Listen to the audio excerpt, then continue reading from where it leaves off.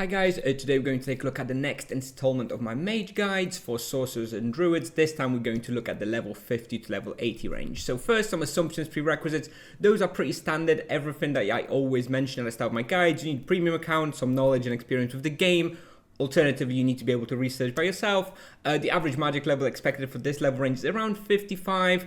You'll need some budget money for equipment and spells. You can get away with very, very little money, but the more you have, the easier it's going to be.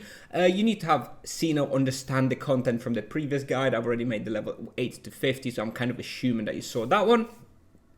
And just a final note is that my guides are always primarily aimed at solo players. So if you want to be team hunting, you're going to need to find that content somewhere else, because I'm not going to be focusing on that. So moving on, first thing to mention, in this level range we only unlock 2 spells per vocation each. However, those are some of the most important spells for your character. You definitely want to be picking them up. At level 55 we get Wrath of Nature and Rage of the Skies. At level 60 we get Eternal Winter and Hellscore. Those are your most powerful abilities, often referred to as ultimate explosion abilities. This dates back to old school Tibia, when the spell was called Ultimate Explosion for the Sorcerer, and it kind of stuck.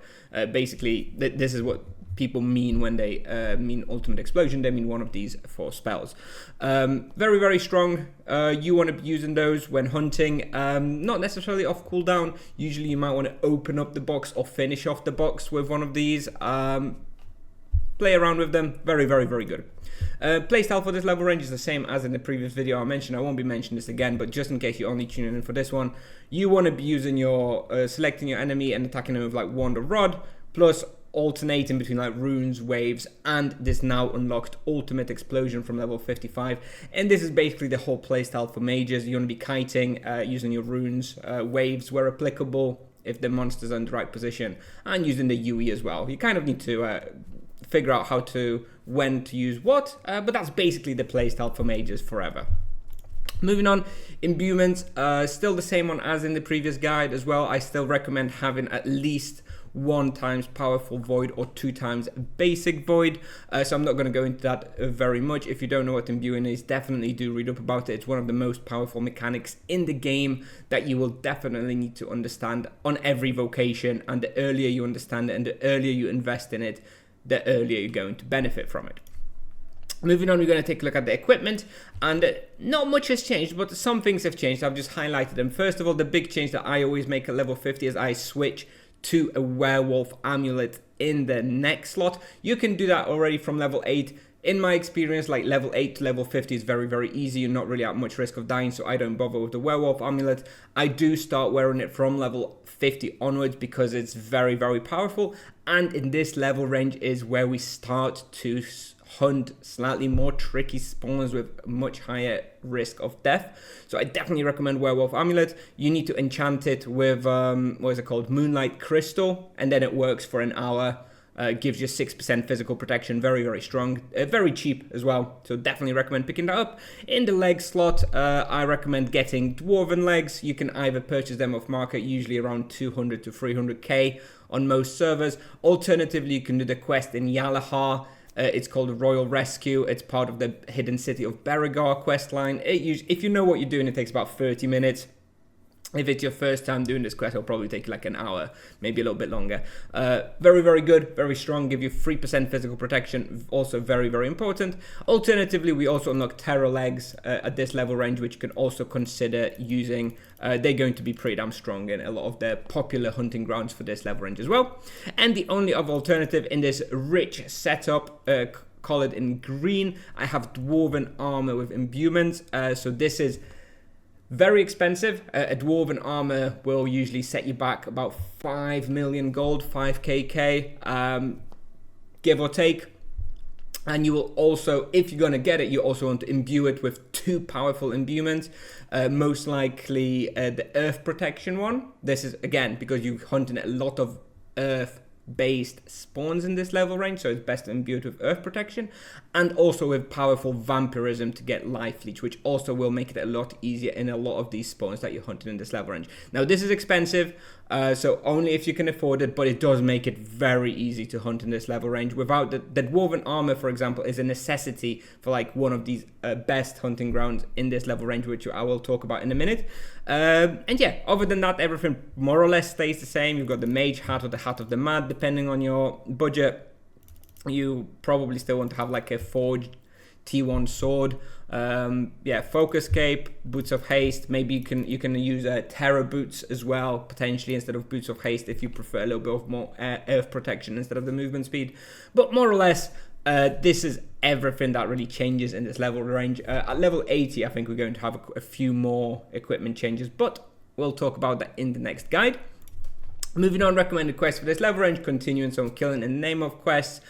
You probably want to cap out all of the points that you can. You're most likely going to complete 3 times Bone Beast and 3 times Ancient Scarab tasks while hunting Ancient Scarabs in the Mother of Scarabs lair. In addition to this, you can consider some Crystal Spider and Ice Golem tasks combined in Nibelore. You can also try and pick up some mutated rats and tigers and bats. You can do those in various places. You're probably going to be killing some in Middle Spike as well.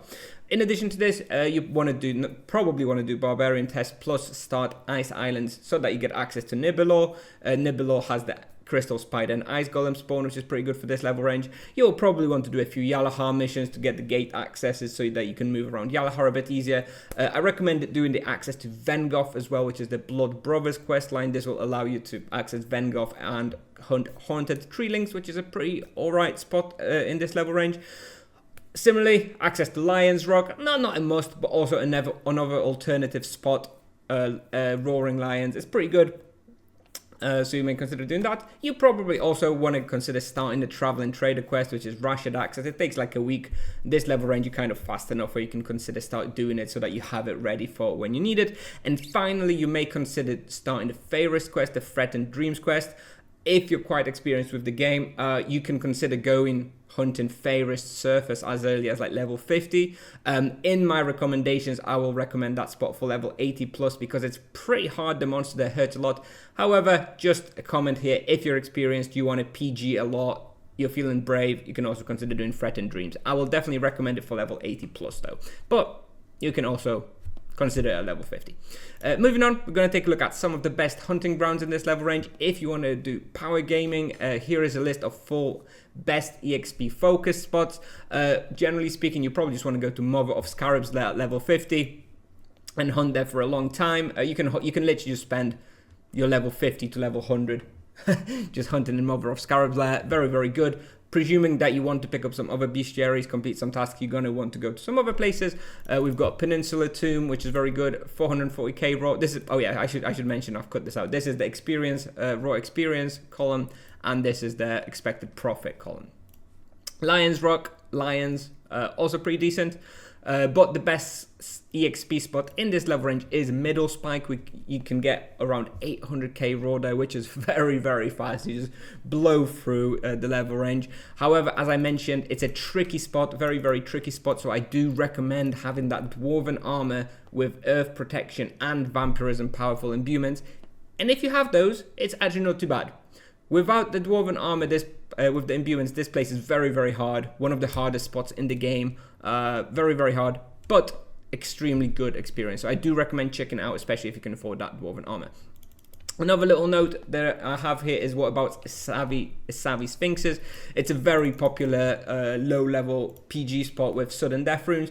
And if you know about it, if you've been there before, you know what you're doing, you can consider going there as early as level 50, give or take. However, I'm making these guides for relatively beginner players, and I have to say, beginner level 50 mage cannot go to Sphinxes and Savvy because they will die 15 times.